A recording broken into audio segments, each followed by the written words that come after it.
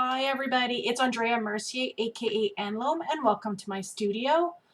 Today I'm going to be showing you a few different things. I'm got stuck a little bit of painter's block on my Maker's Care plane project for Make-A-Wish Foundation.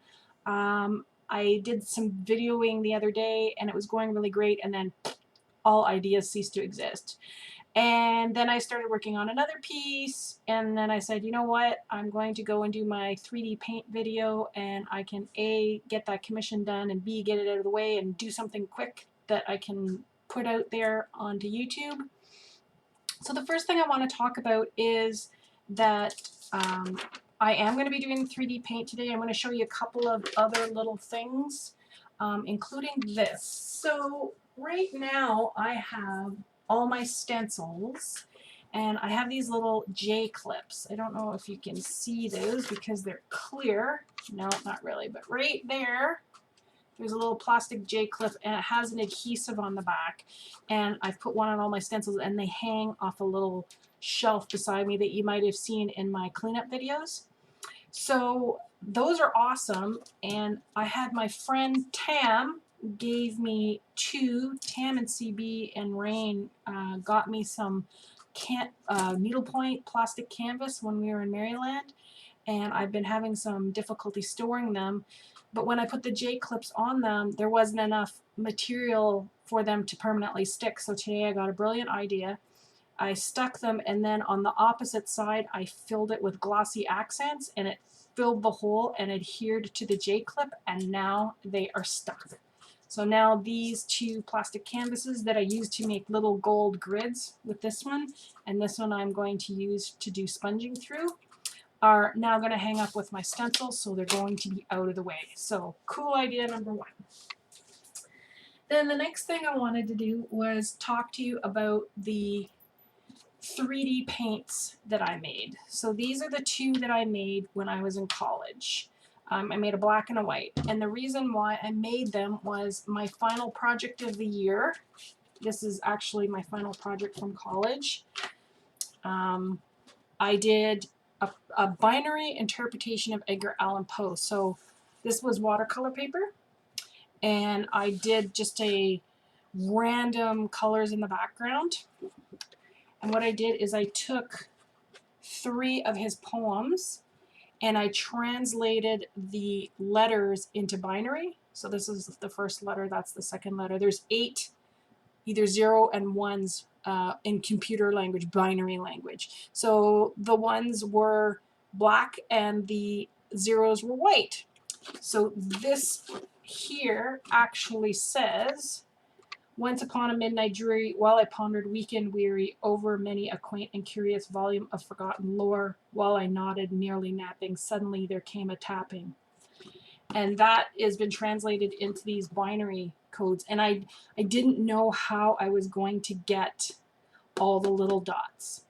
And then this one here is The Fall of the House of Usher, the first during a whole of dull, dark, and soundless a day in the autumn of one year. That's that one. And then this one was the first verse from The Pit and the Pendulum. I was sick, sick unto death with that long agony. So these were the projects that inspired me to first make my three-dimensional paint. I don't know if I get it right up there. I have this new camera now. I'm very excited, but I haven't learned really how to use it yet, and the autofocus isn't working as well as I'd hoped, but that's okay. So I made these 2 three-dimensional paints. I then made a third one out of silver, and I learned some valuable lessons.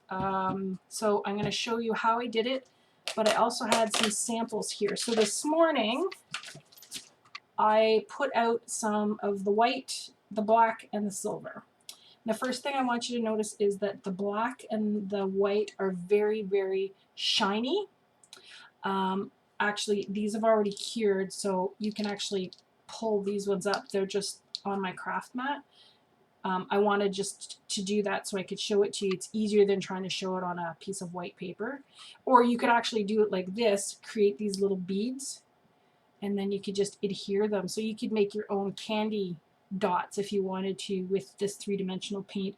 or you could make, ooh, there we go. You could make little squigglies, and you could just apply it with matte or gloss medium to a project, or you can do a technique that I learned with Patty Tolley Parrish, who learned it from someone else, is you put down squiggles like this, and then you cover it with matte medium, and you let it dry, and then you can pull off a skin. Actually, I think I have one. Just a second. Okay, so this, ooh, this is, that's three-dimensional paint, and then I covered this one with gloss medium, and it becomes a skin, and you can cut it up into pieces and you can apply it to your work and then matte medium it on, and it's really cool. So you can do that with these as well. So I made the white and the black ones with an artist acrylic. So I just made it with regular white titanium and Mars black paint, and I mixed it in. And this one came out pretty thick. This one will create quite a bit of height, quite a bit of 3D-ness. This one I made with less paint, and I made it with craft paint, and I made it with a liquid metallic craft paint. So it lies flatter. It really pools out and doesn't give a lot of height. It gives a little bit of height. So I've learned that if I'm going to be doing this, I can't use liquid paints to color this unless I'm just using a couple of drops to dye it. This one I definitely didn't use my brightest move. So here is my medium that I use. So these are, oops, Wilton, woo, new camera, Wilton squeeze bottles. I get them at Michael's. They come in a package of 2. They're usually made, I think, for putting in melted candy melts, and then you squeeze them out onto cookies and stuff like that. But I found these are really good because I really like the tip.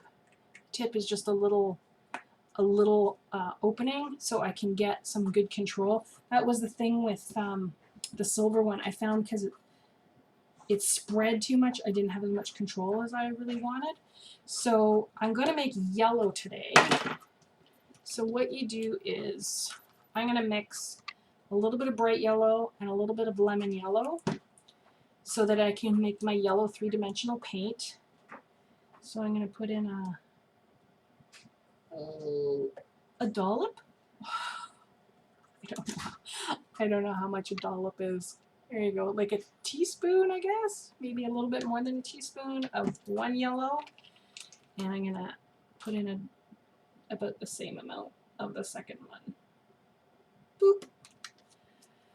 And then I take string gel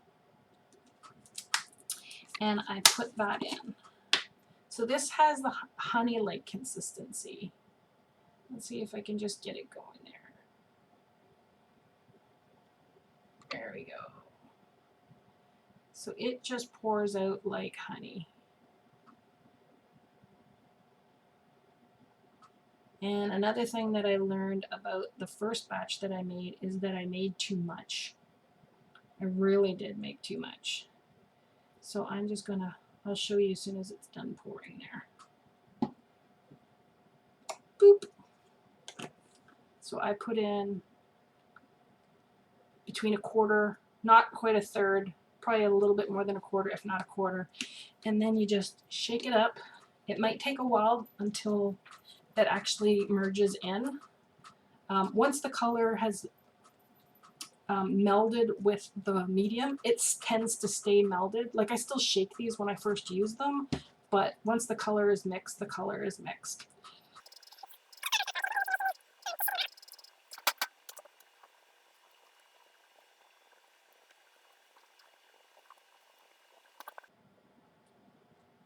So I'm kind of getting halfway between the lemon and the bright. I keep Where did I keep those? Here they are. I have these really long stir sticks. Just get in there and stir it up a bit. Now, these ones were made 2 years ago. The bottle top is pretty good on those ones. I tend to store them sideways so that it stays liquid inside of the nozzle. So just want to make sure I'm going around the inside here.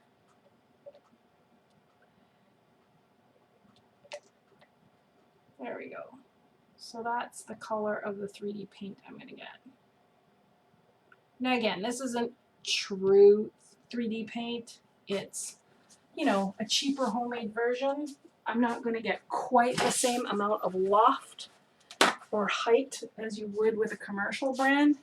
But for what I use it for, it's perfectly fine. So there we go. A nice yellow 3D paint. Let's put the top back on.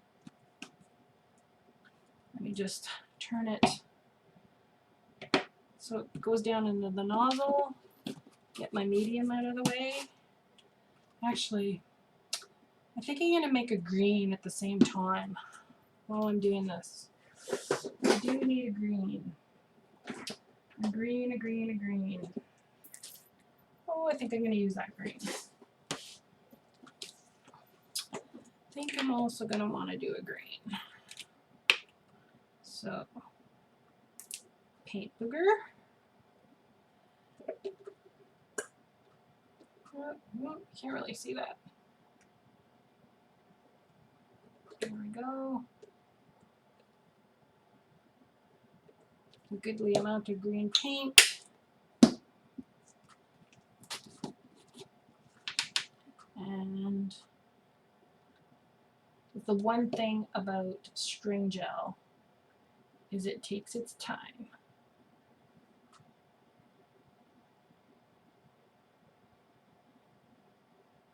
So I will fast forward through this as well.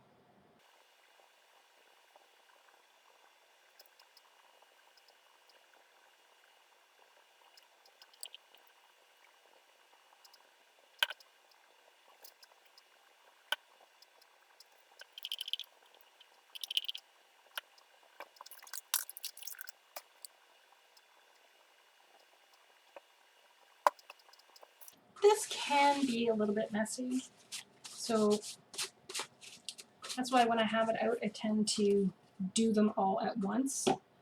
I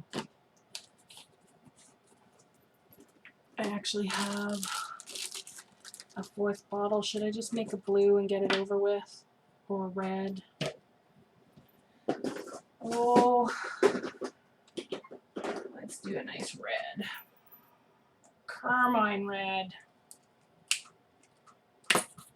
Oh, that just squirted across the room onto my freaking college thing.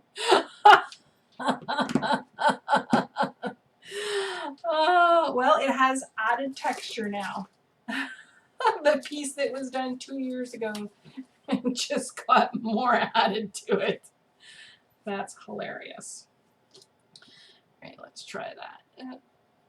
Paint booger. All right, let's get some of that. Oh, maybe it's good that I'm using up the last of this. Eee.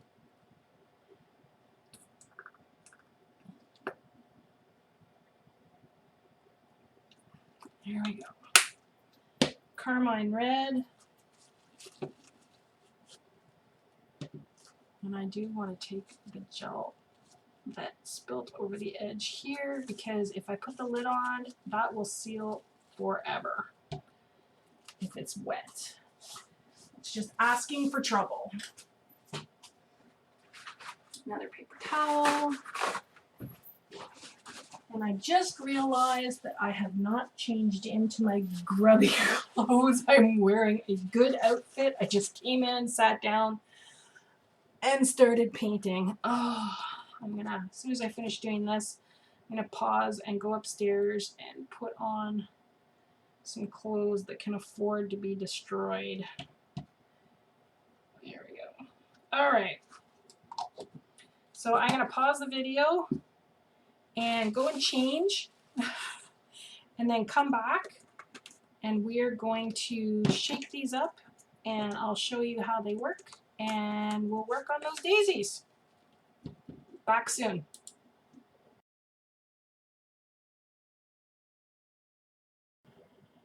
Okay, so not only was I wearing my good clothes, I was wearing my wedding ring and my engagement ring with all the little nooks and crannies in it. I'm like, oh, I was so excited about my new camera. So as you can see, these are mostly mixed up. I mean, I don't know if you can see, but I can still see a little bit of white of the medium in there. But that's okay. You keep mixing it until you get one color, like one solid color. See, like on this one, you can see here that this still needs a little bit of shaking. But the first thing I want to do is clear this off. I can't use these because I put my book on top of it to cover it so I can surprise you, and they all flattened out. So because this is my craft mat, I can just do that and get rid of it. That's the one thing I love about this craft mat. It's a silicone embedded fiberglass. So the one that Ranger sells, I think it's 18 inches by 24 inches. And my desk this particular desk is 3 feet by 2 feet. And I was going to have to buy 2 or 3, and they were like 30 bucks a piece. They were very expensive, but I thought I need to get me some of that. So I found a guy in California, and he sold it by the foot. So I got, I think I got the 3-foot roll, and I took 3 feet off of it, and then I taped it down. This is just duct tape. I taped it right down to the glass, because this is a glass artist table that tilts up and down. And so I just stuck it on with the duct tape, and then I wrapped it around the back and stuck it underneath so that I got a nice flat surface.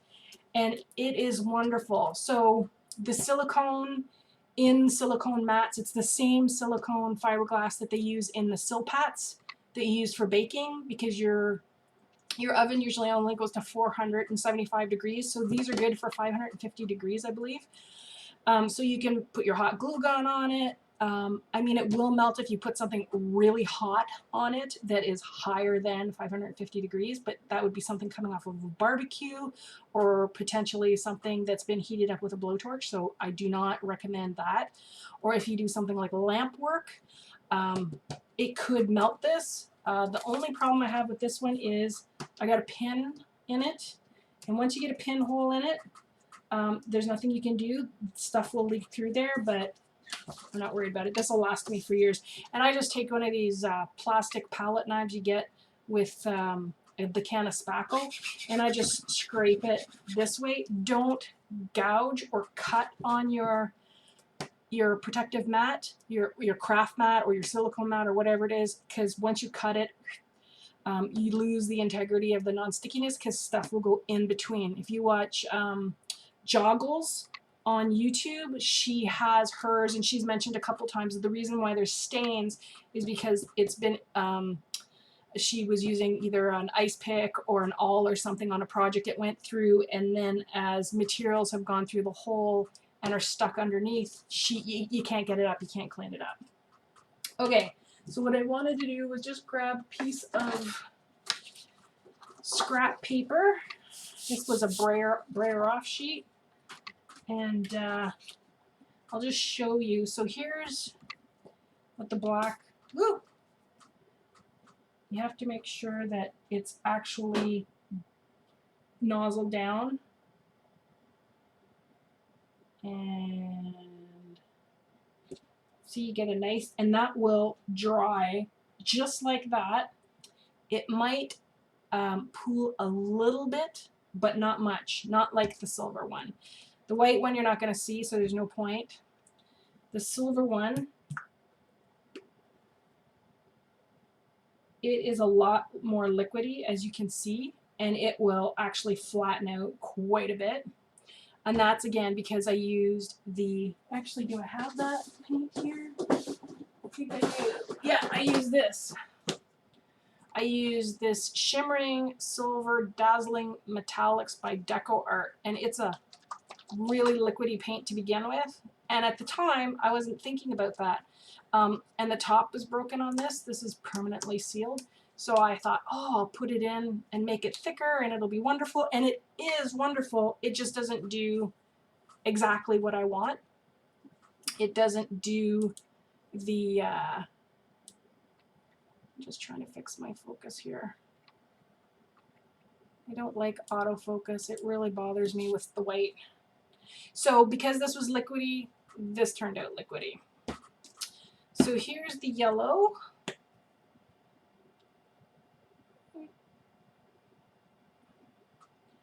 I gotta get down to where the actual, there we go.